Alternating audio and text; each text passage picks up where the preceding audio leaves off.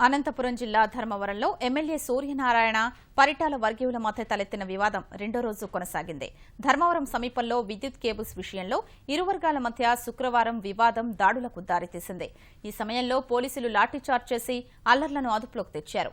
లాఠీచార్జ్లో గాయపడిన నాయకులు, కార్యకర్తల్ని మెరుగైన వైద్యం కోసం ధర్మవరం ఆసుపత్రి నుంచి అనంతపురం తీసుకెళ్తుండగా పోలీసులు అడ్డగించారు.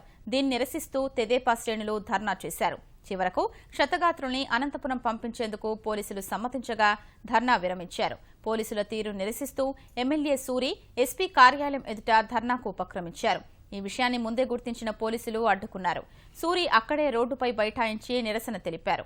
తర్వాత ఎస్పీకి వినతి పత్రం అందజేశారు. బాధ్యులపై చర్యలు తీసుకోవాలని డిమాండ్ చేశారు. కార్యకర్తలకు గాయాలవడం చూసి తట్టుకోలేక ధర్నా చేశానని ఎమ్మెల్యే అన్నారు. ఈ విషయంలో పార్టీ అధినేత మనసు నొప్పించి ఉంటే మన్నించాలని కోరారు.